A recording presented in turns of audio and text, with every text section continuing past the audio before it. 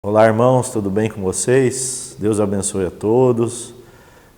Estamos nesse tempo de isolamento, aí, de quarentena, mas eu estou morrendo de saudade dos irmãos, de estar reunido, de estar junto, de poder ter comunhão, estar também nas reuniões da igreja e também conversando mais pessoalmente com os irmãos, né? Eu queria partilhar mais uma parte da palavra, queria mostrar algumas coisas que tenho pensado nesses dias.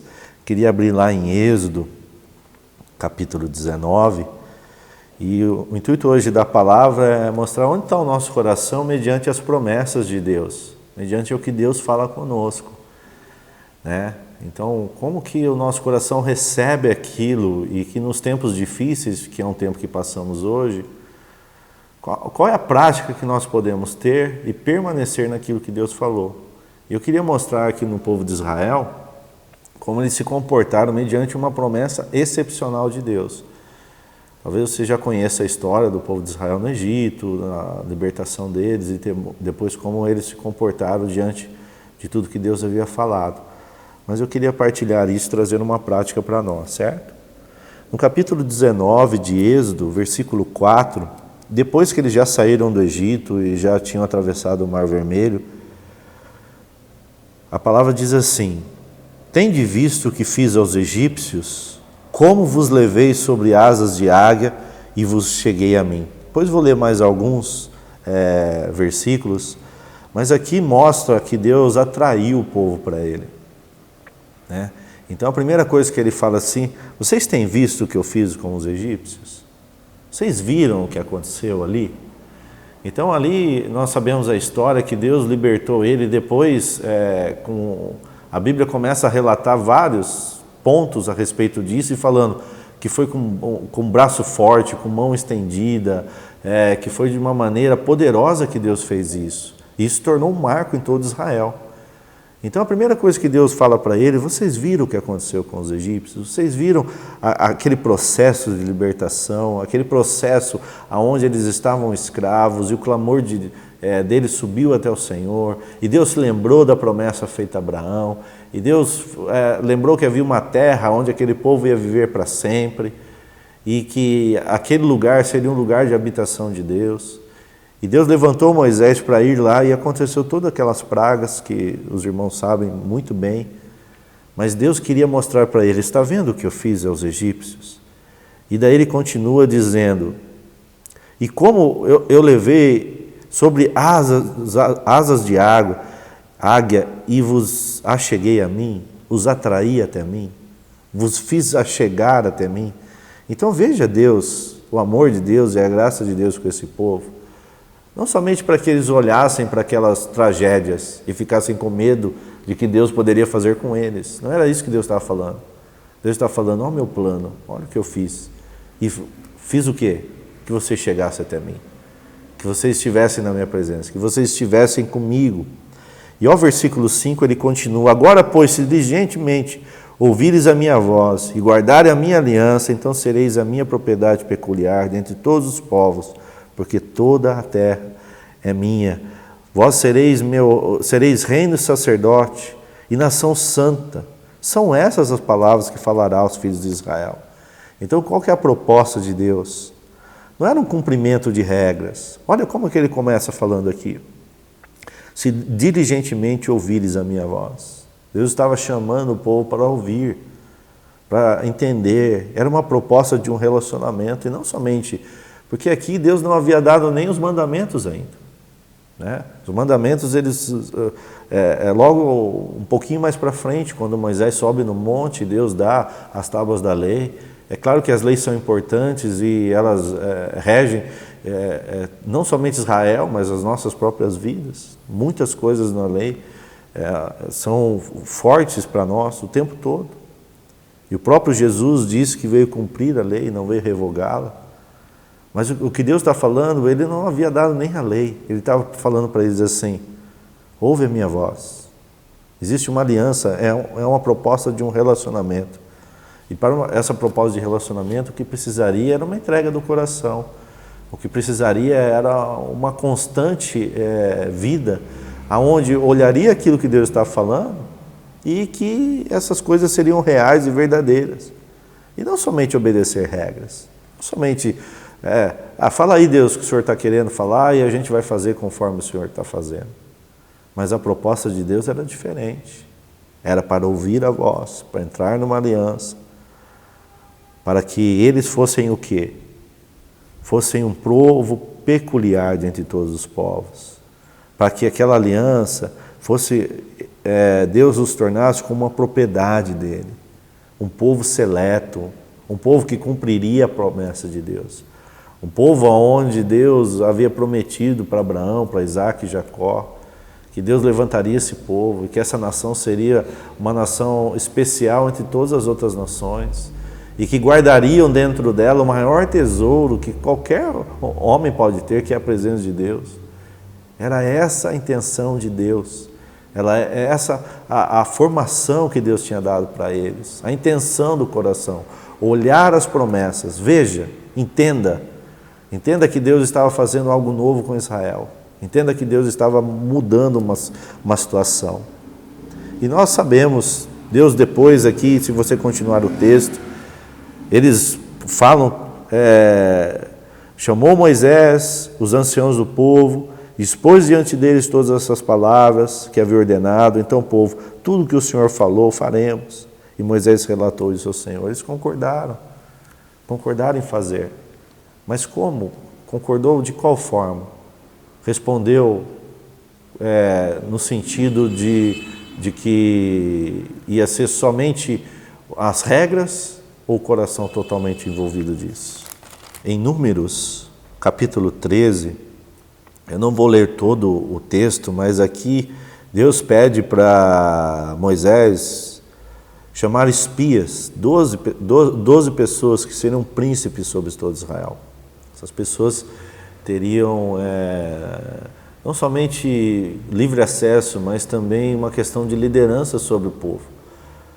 Então Israel era dividido nessas 12 tribos, e esses 12 espias foram enviados à terra, e Deus dá uma ordem para eles. No versículo 18 de Números 13. Veja a terra, como ela é, que povo habita nela, se é forte ou fraco, se são poucos, se são muitos. E qual é a terra em que habita, se é boa, se é má, e que tais são as cidades em que habita. Também, qual é a terra, se é fértil ou estéril, se a matas ou não. Tende ânimo, trazei do fruto da terra. Eram esses dias as primícias das uvas. Então Deus fala, vai lá ver a promessa, veja se é bom ou se não, veja se vale a pena, avalie, entenda. Deus falou para os espias, vão lá, tem bom ânimo, veja o fruto da terra, veja se é boa, se é má, veja se tem mato, se não tem, veja se as pessoas que moram lá são grandes, são fortes ou fracas, veja se há cidades ou se não há. Então, Deus chamou eles para esse relacionamento, para levar eles até essa terra. E a Bíblia diz que a terra manava leite e mel. A promessa de Deus é que eles não precisariam fazer absolutamente nada, que entrariam nessa terra, e essa terra já teria todas as condições possíveis. Então, quando Deus chama, quando Ele promove a sua promessa para nós, o próprio Deus dá condições para que isso seja possível, para que a realização daquilo seja real em nossas vidas. E é esse o intuito que Deus queria mostrar para ele. Mas não tem como você ter uma promessa de Deus com o coração quebrado, no sentido dividido.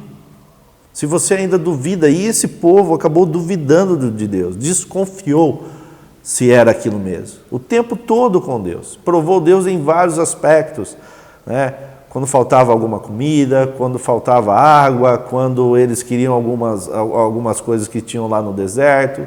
Mas a própria Bíblia diz que durante esse período era um período de prova.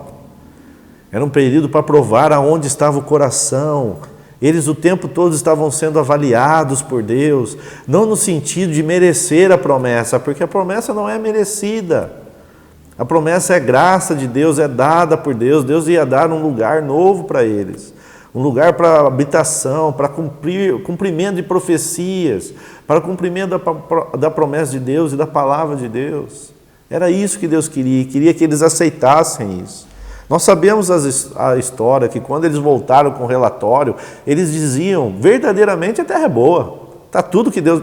O relatório, fizemos o checklist, tudo que Deus falou, está certinho. Mas tem um problema. Nós somos como gafanhotos perante eles. Se tiver uma guerra, se tiver um problema, se nós tivermos que lutar e vamos ter que lutar contra eles, nunca venceremos.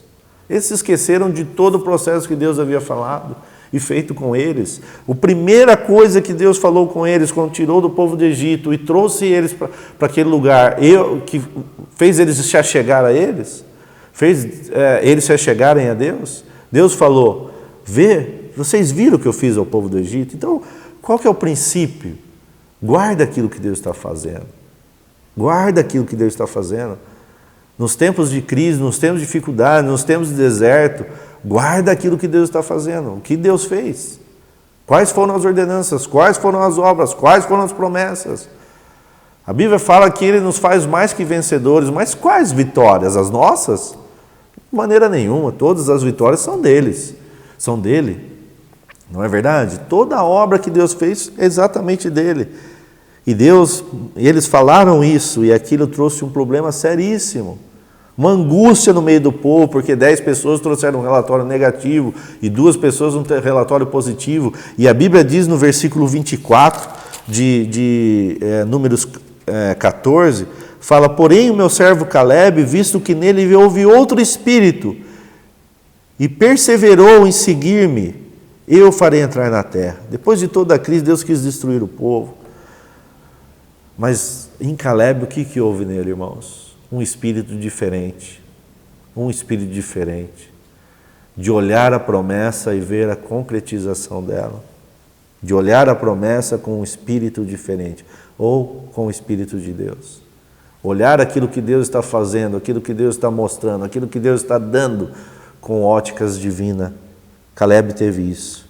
É ver a promessa com o coração entregue, sem desconfiança. É saber que o tempo seria difícil, ele teria que lutar, teria que guerrear contra aquele povo. Aquele povo não haveria uma mágica onde Deus ia falar, então chegou o tempo de vocês podem ir embora daqui porque outras pessoas vão assumir o comando dessa terra aqui. Não era assim, eles tinham que guerrear. Só que Deus tinha falado para eles, vocês viram o que eu fiz com os egípcios? Então Deus traria vitória sobre todas as coisas. E Deus traria um novo tempo para eles. Então Deus estava propondo um novo. Quando Deus apareceu ao povo de Israel ali no Egito, através da vida de Moisés, Deus estava propondo um novo. E qual que era o novo? O novo era sair da escravidão para se tornar uma nação. É sair da escravidão, sair de um ambiente onde eles não podiam fazer absolutamente nada e nem ser povo de Deus para ser uma nação. Mas não uma nação qualquer, uma nação que tinha promessas. Uma nação que tinha propriedade peculiar de Deus. E ele falou, se diligentemente ouvir a minha voz. Então o povo não tinha absolutamente nada. E a proposta de Deus agora era entrar na sua presença e ouvir sua voz. Então, ouça essa voz. Ouça essa voz. E aquele povo se tornou uma dura serviço. Dura serviço, porque o coração não estava voltado para aquilo que Deus estava fazendo. O coração estava voltado sempre com problema. Falta a comida, olha lá. E isso acontece porque Deus nos trouxe no deserto para nos matar. Falta água, olha, eu não falei? Ele queria matar a gente. Falta alguma coisa a mais. Olha, tá vendo? A gente só tem esse maná que cai do céu, a gente não tem nada, a gente gostava das coisas que tinha lá. Então é sempre uma proposta assim de nunca olhando o novo de Deus, nunca olhando aquilo que Deus estava fazendo, nunca olhando que durante toda essa trajetória deles havia milagres que o acompanhavam o tempo todo. Coisas não espirituais apenas, porque havia um ambiente espiritual pesadíssimo, fortíssimo em Israel. Mas coisas concretas, coisas palpáveis, coisas que eles podiam ver todo dia.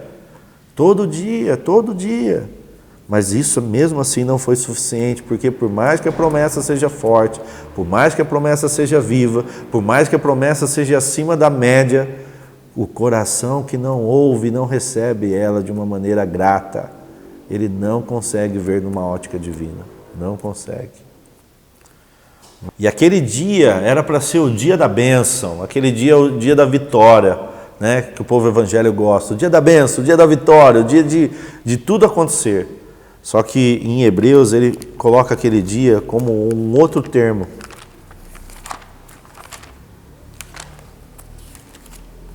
Em Hebreus capítulo 3, versículo 8, Deus fala, o apóstolo ele menciona aquele dia e comparando, falando assim: assim pois, como diz o Espírito Santo, hoje se ouvires a sua voz e não endureceis os vossos corações, como foi no dia da provocação, no dia da tentação no deserto. O dia que era para ser o dia da bênção, a Bíblia cita ele em Hebreus como foi o dia da provocação. O dia da ira de Deus, o dia onde as coisas não foram boas. O dia onde era para receber a promessa e não conseguiram receber a promessa. Não conseguiram porque não viram de uma maneira divina, não viram de uma forma poderosa, de uma forma graciosa de Deus. Não entenderam que não era obedecer regras, porque Deus havia nem dado os 10 mandamentos ainda. O que Deus estava propondo era uma aliança, é um andar junto, é uma vida junto, uma proposta de algo novo. Trazendo para os nossos dias um pouco, irmão, só uma meditação prática. Nós estamos em tempos de deserto, de dificuldade, onde muitas informações e muitas coisas acontecendo, e o nosso coração fica baratinado e querendo procurar as respostas. Mas só entendendo um pouco o que aconteceu com Israel, entendendo o que Deus pode fazer conosco e com a igreja. Da mesma forma que Deus libertou o povo de Israel, em Cristo Jesus nós fomos libertos dos nossos pecados, dos nossos maus caminhos. A Bíblia fala que Ele fez nova todas as coisas em nossas vidas, que houve um recomeço, e aqui em Israel Deus estava dando para essa nação um recomeço, algo forte, intenso, que era eterno praticamente. Que essa nação seria escolhida como todas as nações da terra, como a principal talvez. Mas em Jesus nós temos isso. Em Jesus nós temos esse acesso ao Pai. Lembra que eu falei no comecinho? Deus falou: se diligentemente ouvir a minha voz. Ele estava fazendo isso. Estava querendo levar o povo a ouvir a sua voz. Num tempo difícil, eles saíram da escravidão, e logo depois teve um deserto que eles teriam que enfrentar, né? Que foi alguns dias, mas que depois daquele dia da provocação durou 40 anos. Mas Deus esteve com eles, Deus agiu na vida deles, Deus prometeu que estaria com eles. Houve a crise, é claro, Moisés insistiu muito, porque Deus falou para Moisés que ia matar aquelas pessoas e ia fazer um novo povo através dele. Mas Moisés intercedeu pelo povo e Deus andou com o povo no deserto. Nós estamos num tempo difícil, num tempo de deserto, num tempo onde as coisas não estão muito claras. Mas como nós ouvimos a promessa de Deus no passado? Quais são as promessas de Deus que estão guardadas no seu coração? Porque o deserto, ele é o caminho que leva ao novo de Deus, muitas vezes. O próprio Jesus, depois de ser batizado nas águas, o Espírito Santo descer sobre ele, encarou um deserto. E a Bíblia diz que ele foi enviado pelo Espírito para o deserto. E ser tentado em todas as coisas. Não é verdade? Então o tempo de deserto não é um tempo para você abandonar as coisas, mas é um tempo para o coração estar totalmente voltado para aquilo que Deus está fazendo. É um tempo talvez de teste, onde dizendo assim: eu acredito mesmo nessas promessas de Deus? Eu acredito mesmo que Deus vai levantar esse povo? Eu acredito mesmo que Deus vai levantar a igreja? Eu acredito que Deus vai fazer da igreja gloriosa? Eu estou fazendo desse tempo um tempo onde eu estou caminhando no processo de Deus, aonde estou mais próximo dele, onde o meu tempo com Deus está mais forte, mais intenso, a sua voz mais viva dentro de mim. As promessas dele estão queimando como queimaram em Caleb, porque quando o povo não quis entrar, aquelas promessas que vieram à tona em Caleb. O que fez ele ter um espírito diferente não foi sua decisão naquele momento, é uma decisão que ele já tinha tomado antecipadamente, de querer aquilo que Deus quer com todo o coração. E em Jesus as propostas são muito maiores. E Deus quer levar-nos ao novo, Deus quer transformar a nossa vida, Deus quer mostrar o novo para a igreja. Deus quer levantar um movimento, uma fortaleza na vida cristã, onde a igreja pode ser a resposta, porque Deus queria que Israel fosse a resposta de todas as nações. Em tempos de crise, Deus precisa levantar a sua voz no meio do povo, no meio da nação, no meio das pessoas. E naquele tempo, Israel deveria ser a resposta. Mas Deus teve que tratar com Israel, como Deus tem que tratar com a igreja da mesma forma. Mas nós, como igreja, podemos nos levantar, podemos assumir o lugar que Deus quer, porque o que Deus queria é que ele se tornasse reino e sacerdote. Pessoas que governassem, mas pessoas também que entrassem na presença. Pessoas que tivessem momentos diante de Deus, clareza diante de Deus, e onde a promessa de Deus fizesse parte não somente da minha vida, mas de toda a minha família, de todos os meus irmãos. Nas orações, na busca, na intensidade. E essa é a força de Deus para nós. O deserto nunca foi e nunca será momentos para desistirmos da obra de Deus. O deserto sempre vai ser algo para nos levar a algo novo que Deus quer fazer lá na frente. Mas a promessa Ele dá antes do deserto. A promessa é antes do deserto. O próprio Jesus, quando foi batizado pelo Espírito, antes do deserto, Deus falou para ele: esse é o meu filho amado em quem tenho prazer. Esse é o meu filho amado, não é? E quais foram as tentações no deserto? As tentações no deserto foram: se és o filho, se és o filho, se és o filho. Então as provas, elas vêm, mas a nossa postura no coração que é o mais importante. E Deus quer nos levar para o novo. E como que você tem guardado a promessa de Deus? Será que Deus pode contar com você, com a sua família, com seus filhos, com seus amigos e dizer assim: Deus, nós queremos essas promessas. Esse tempo de deserto, ó Deus, está sendo muito ruim, porque o deserto não é gostoso. Mas é um tempo que o Senhor está nos fortalecendo, irmãos, como igreja, como povo, para sairmos dessa situação e estar diante de Deus, clamando a Deus, intercedendo por Deus. Intercedendo, só não esperando que um dia vai acabar, um dia as coisas vão voltar, um dia esse vírus talvez alguém descubra como vencê-lo. Não, é na oração, na busca, porque Deus tem coisas para fazer na terra. E Deus quer contar com a minha casa, Deus quer contar com a minha família, Deus quer contar com a minha vida, Deus quer contar com tudo aquilo que eu tenho. E o que era mais precioso de Israel? Eles eram escravos, como nós fomos também. Não tinham nada para oferecer para Deus, como nós não temos. Mas qual que era a chave de tudo isso? Hein? O que Moisés falou, irmão? O que Moisés falou para o próprio Deus? Que era a diferença, que fazia diferença deles com os outros povos. Moisés disse: é a tua presença que nos faz diferentes de todos os povos da terra. Não é o que temos, não é o que somos, não é as coisas que podemos fazer, mas a tua presença.